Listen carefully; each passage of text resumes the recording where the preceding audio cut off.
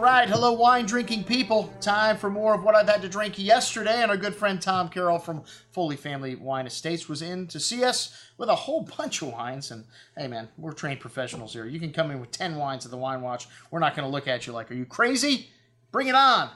We'll take more, as long as they're good. And this good portfolio of wines, these guys just purchased an import company, so they've added some import lines to their distribution. Like this Rangi Sauvignon Blanc from Martinborough, not Marlborough, Martinborough. They sound very similar, but they're different areas on New Zealand. This one's got that classic kind of tropical fruit, passion fruit, papaya-like nuance to the nose, that pink peppercorn and fresh-cut herbs, a little kiwi. Really nice amount of tropical fruit showing on the tongue. Very nice richness, a little lime zest, citrus, and that pepperoncini kind of spice on the nose from the finish. Leaves the tongue salivating for food. A nice touch of green herbs at the end. A very good little Sauvignon Blanc at $24.50. All right, the Four Graces Pinot Blanc. This is a new project, a new winery they purchased in the Willamette, and they do own some vineyards here also. And you think of Pinot Gris when you think of Oregon, but they also do some pretty good Pinot Blanc. This wine's got some lovely fresh tree fruit, apples, pears, some pretty white floral notes. Good amount of that tree fruit showing on the palate. Nice weight here in the mid palate, and really clean finish, showing some of that white floral notes and that whetstone-like minerality. A very good little Pinot Blanc at $18. And then the Sibling Rivalry, a Pinot Noir from Geelong, which is down near Melbourne. Geez, in Australia. It's an Australian Pinot. This one's got a really pretty nose of raspberry and kind of wild strawberry fruit with a hint of smoky bacon fat, like incense spice, really exotic. Really nice structure here on the palate, but light. Not light in flavor, but just really light on the palate. Some of that smoky bacon fat and beef jerky kind of note showing through on the finish, as well as some brown spice and a little hint of green vegetable note, something you get from really cool climate Pinots. But a very good little example of that at $20.75.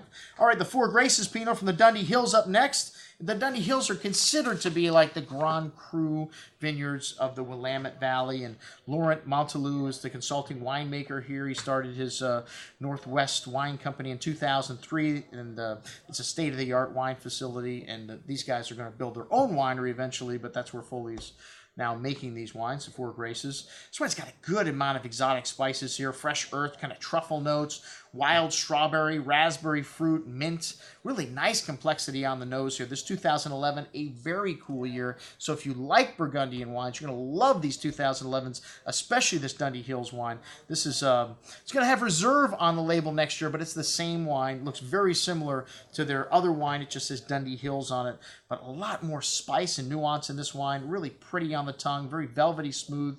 Those dried floral and herbal notes showing. Really silky texture. Excellent juice here at $30. It seems like one of the best values I've had from Oregon all year, especially for a Dundee Hills wine. All right, the Two Sisters Pinot up next. This is Lindsay's Vineyard in Santa Rita Hills, and this is the same fruit that goes into the Foley Estate wines. They own up to about half of the acreage in Santa Rita Hills, actually, Bill Foley does, and this is where he got started in the wine business. This wine has got a beautiful bouquet of black raspberry fruit, really pretty floral notes, exotic spices. You really notice the fruit in this California wine as opposed to the Oregon and the other wine, the Pinots that we had here from down near Melbourne. Sorry. Keep saying Martinborough. Anyways, this one on the tongue just jumps out at you. Big juicy fruit, black raspberry coulis, dark cherry, lots of those pretty floral notes, exotic spices. Even better and bigger on the second day. A big wine, but still has nice freshness and elegance on the finish. You like California Pinots from Santa Rita Hills. This one is a whopper, man, at $42. Most excellent juice. All right, then a wine from Umbria. Umbria or Umbria? Umbria, I think is how they say it. Anyways, De Cugno. I don't know if I said that right. Anyways, it's a Rosso that's a blend of 40% Montepulciano, 40% Syrah, 20% Sangiovese. A really well-endowed bouquet here. A lot of dark berry fruit. Got a smoked meat, some mocha notes here as well. Good amount of densely packed black cherry and black plum fruit on the tongue. Layers of that dark spice and that Animal Sauvage note showing through the finish. A really excellent little bottle of wine. You know, Umbria is not known for its high-end wines, but I'll tell you, this one, a really nice pick at $26. All right, Nieto Centenaire, the Terroir Blend, And this is the 2009 vintage. We've had the wines of Nieto Centenaire in the store. Very good producer. And there's 3 different vineyards to go into this blend. It lists all the elevations, which is, I guess, what's the difference here with these vineyard sites. And a good amount of dark blackberry fruit here showing on the nose. Black spices, dark mocha, licorice. Really nice complexity here to the fruit, the earth and the spice going on there. A nice amount of that fruit showing on the palate. Really well endowed here. That dark spice, mocha, and licorice and earthy notes lasting through the finish. An excellent bottle of Malbec, and like I said, Malbec's still a relatively good value, $27. Wow.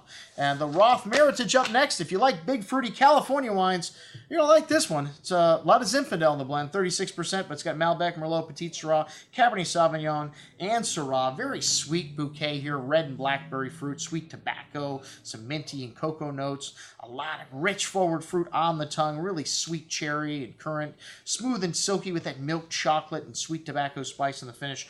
A real crowd pleaser, $27. And then the Frog Prince is back. Yes, that's right, folks. The 2009, one of the best-selling wines in our Napa Valley section. And this wine, 2012, hey, I mean, 2012 is being touted as an outstanding vintage. I like the 9 better, but hey, this 2012 just may need a little bit of time. It's back to the blend it was, similar to the blend it was rather in 2009. They went Pinot in the wine in 2011. I didn't like it at all. Cabernet and Pinot just do not belong together. Anyways, it's Cabernet Merlot, Petit Verdot, Cabernet Franc, Malbec, and Syrah. So basically, all 5 Bordeaux varieties with a little Syrah thrown in there. This wine's got a good amount of dark berry fruit, cassis, currant, dark cherry, a nice hand of earth, some more loamy kind of notes to this vintage maybe, some dark cocoa spice. Very forward and drinkable, as a lot of these 2012s are going to be. A bit of that ripe brown tannins here on the tongue. Fresh earth and mocha notes and fine herbs. Really nice complexity here. A very good example of Napa Valley Bordeaux blend for $22.50. All right, that's what we had to drink with our friends from Foley Family Estates. I'm your host, Andrew Lamposoni, signing off for the Wine Watch, saying remember, always drink the good stuff first.